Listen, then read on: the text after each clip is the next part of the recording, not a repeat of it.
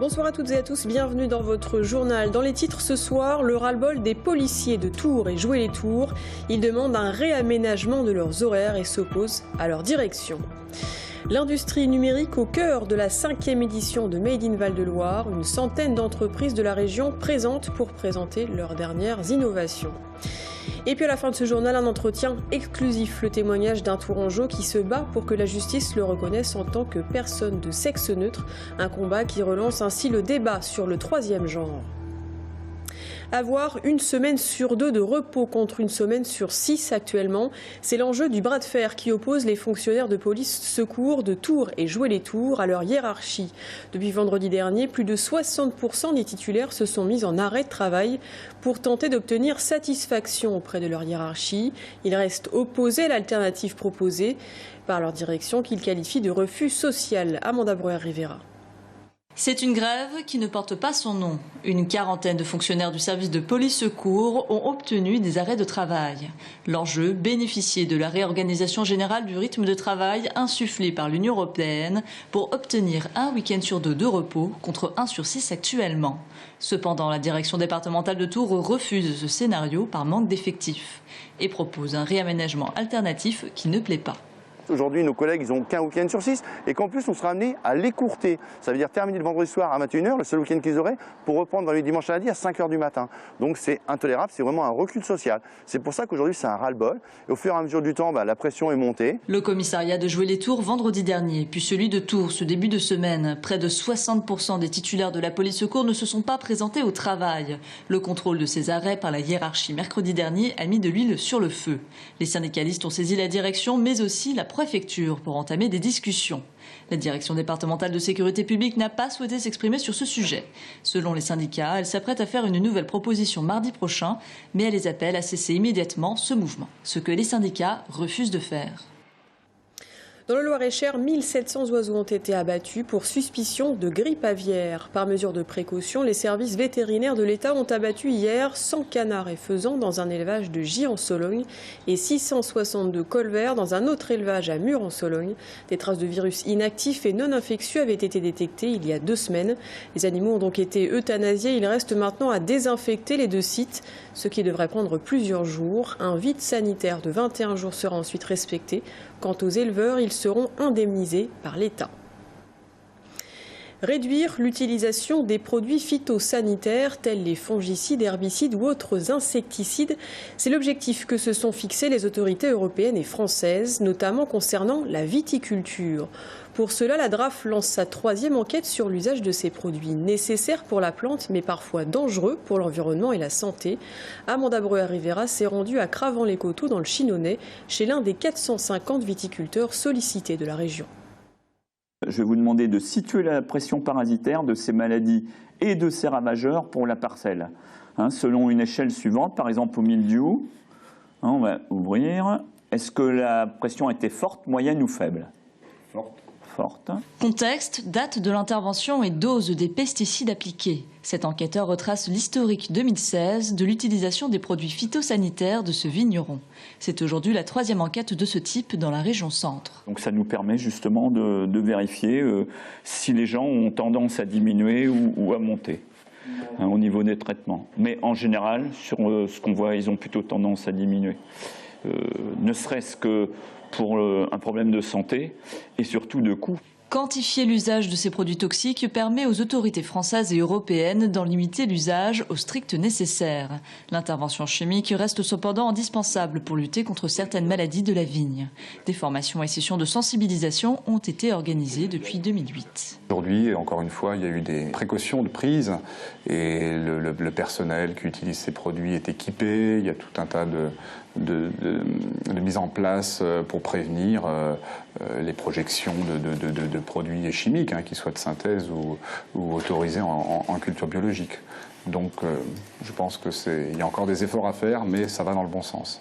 Comme l'utilisation des pesticides fluctue selon le climat, les autorités comparent les pratiques entre vignerons du même territoire. Pour cela, elles se basent sur l'indice de fréquence de traitement moyen, calculé à partir de cette enquête. L'enjeu, c'est évidemment d'utiliser les autres moyens de lutte parallèlement aux produits phytosanitaires. Et ils sont multiples, les moyens de lutte peuvent consister également en un travail du sol, à utiliser des prédateurs naturels d'insectes qui sont nuisibles. 450 vignerons, essentiellement du Loiret, du Loir-et-Cher et d'Indre-et-Loire, ont répondu à ce recensement. Parallèlement à ces mesures, la France s'est fixée comme objectif de diminuer la vente de produits phytosanitaires de 25% en 2020, puis de moitié en 2025, par rapport à l'année 2006. Le budget du conseil départemental d'Indre-et-Loire voté presque unanimement ce matin. Avec 10 millions en moins de la part de l'État, le président Jean-Gérard Pommier se refuse pour autant d'augmenter les impôts, choisissant plutôt de maîtriser les coûts de fonctionnement et de recentrer les investissements. Parmi eux, 5 millions débloqués par l'État cette année pour la sécurisation de la RD 943 qui relie Tours à Loches. Parmi les travaux, un chantier de raccordement avec le périphérique de Tours, le ralliement à l'A85, mais également l'aménagement du rond-point du carrefour du Café Brûlé à Reignac-sur-Indre. Le 11 janvier dernier, une femme de 56 ans avait perdu la vie, percutant un camion. Ce matin, la famille de la victime s'est dit satisfaite de ces décisions. On les écoute. Ravi aujourd'hui que le conseil départemental, à l'unanimité, réactive ce dossier et prenne à bras le corps la réalisation de premiers travaux tels que la collectivité vient de l'indiquer. Et donc nous remercions bien évidemment le président du conseil départemental et les élus de l'Assemblée pour cet engagement fort qui représente un signe important pour nous, notamment en mémoire de Christine, bien entendu. Un mot de justice avec cet énième rebondissement dans l'affaire de la pharmacienne de Saint-Cyr. La Cour d'appel de Nantes a annulé pour la 4e fois l'autorisation de transfert de la pharmacie Barichard dans le centre commercial Auchan de Saint-Cyr-sur-Loire. Les juges nantais estiment en effet que les critères n'étaient pas réunis en avril 2014 pour autoriser l'installation d'une nouvelle officine et ont préféré donner raison aux pharmacies concurrentes. Elisabeth Barichard a désormais jusqu'au 15 mai pour déposer un pourvoi devant le Conseil d'État, la plus haute juridiction administrative française. Dans le cas échéant, la pharmacienne pourrait perdre sa licence, ce qui entraînerait par ailleurs le licenciement des 6 salariés employés.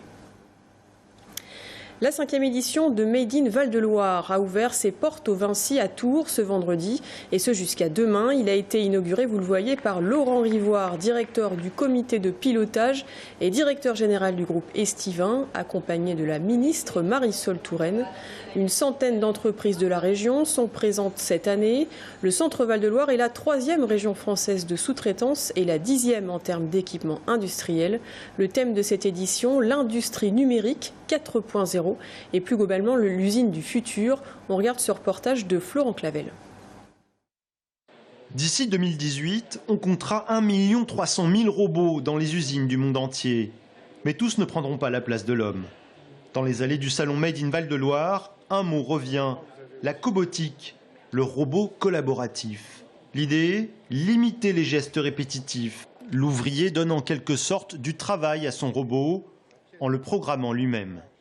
On vient paramétrer directement sur l'interface le système de vision et ensuite on vient lancer directement. Il prend la photo, il prend l'objet, il vient récupérer l'objet et il vient le placer où j'ai défini après la suite du programme.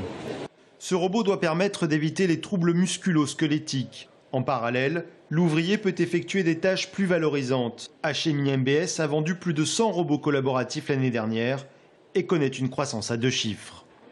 La robotique et le numérique, Plastivaloir les a aussi intégrés. Ils permettent à l'entreprise de Langeais de concevoir des plastiques de plus en plus sophistiqués qui répondent aux nouvelles exigences du marché automobile. Nos constructeurs nous demandent de leur apporter des innovations sur l'allègement. Et donc l'innovation est apportée par de l'hybridation et des nouveaux matériaux.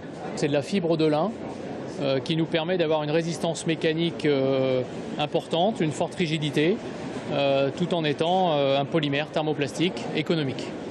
Plus compétitive, l'entreprise du futur pourrait être aussi plus accueillante et moins stressante. Pour preuve, cette start-up s'est lancée dans le mobilier modulable dédié au bien-être des salariés. 3 ans d'existence et déjà 15 clients, des PME, mais aussi de grandes entreprises. En bref, légère augmentation du chômage en février, plus 0,2% en Indre-et-Loire, essentiellement des jeunes de moins de 25 ans et des demandeurs d'emploi de plus de 50 ans.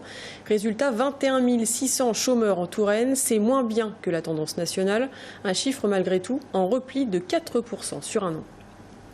Tous les ans, c'est la même chose. Le dernier week-end du mois de mars, les Français remettent leur pendule à l'heure, celle d'été, pour gagner plus de soleil. Ce sera le cas ce 26 mars. Dans la nuit de samedi à dimanche, à 2 h du matin précisément, nous dormirons 1 heure de moins. En clair, à 2 h du matin, il sera en fait 3 heures.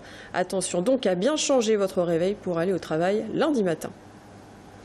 De Vigneron à Brasseur, il n'y a qu'un pas, à en croire ce viticulteur du Bourgueillois. Hervé Morin vient de lancer sa Farmer, une bière belge qui nécessite 6 mois de maturation. Il brasse jusqu'à 80 bouteilles par an pour peaufiner sa recette. Sa première cuvée a été commercialisée fin de l'année dernière et il ne compte pas s'arrêter là. Reportage de Thibaut Alrivi. La petite commune de Saint-Nicolas-de-Bourgueil est très connue pour ses vignobles. Le domaine de la Rodée ne fait pas exception à la règle. Depuis 1880, 4 générations de la famille Morin se sont succédées. Ici, c'est une histoire de famille avant tout. Le vin, c'est dans les gènes. Mais pas seulement, car depuis le début de l'année, Hervé Morin brasse sa propre bière. Des gens qui travaillent dans l'agriculture ou la viticulture, c'est un petit peu une contrainte d'avoir un cahier des charges, de subir aussi l'influence du temps. Et là, en fait, c'est un produit qui nous permet de travailler par tout temps et de produire quelque chose de vraiment personnel. Sa bière, il la brasse une semaine tous les 2 mois dans cet atelier flambant neuf. La première étape... Mon orge qui est maltais, donc qui a été germé et torréfié pour pouvoir du coup passer en cuisson et extraire le sucre qu'il y a dans l'orge. Voilà. L'orge apporte couleur et arôme à la bière. Ça sent bon. Là, on a vraiment une odeur de café. Oui, c'est des orges qui sont d'une grande qualité, qui viennent de Belgique et qui ont une super torréfaction pour donner des arômes vraiment très très intenses à la bière. L'orge est cuite dans une cuve. Elle est ensuite fermentée pendant 1 semaine. Mais il faut attendre encore 15 jours avant la mise en bouteille. Pour avoir une bière à bonne maturité, comptez... À peu près 5 semaines. Donc toutes les 5 semaines, on a la bière qui est prête. Place désormais à la dégustation pour Patrick et sa femme, qui viennent là. On va voir autre chose que des bières que l'on trouve dans le commerce, mais bon, qui n'ont pas des caractères particuliers. Hervé Morin propose 3 types de bières, blonde, brune et ambrée. Il y en a pour tous les goûts. En attendant la prochaine saveur, au raisin, le brasseur assure lui-même la livraison de tous ses produits. Dans un instant, le témoignage exclusif d'un Tourangeau. Il y a 66 ans, il est né avec des attributs féminins et masculins. Aujourd'hui, il souhaite être reconnu officiellement comme personne de sexe neutre. Son dossier était devant la Cour de cassation cette semaine. Et si sa démarche aboutit, il s'agirait alors d'une première en France et en Europe. Il a accepté de nous parler de son parcours et de son combat. Restez avec nous, à tout de suite.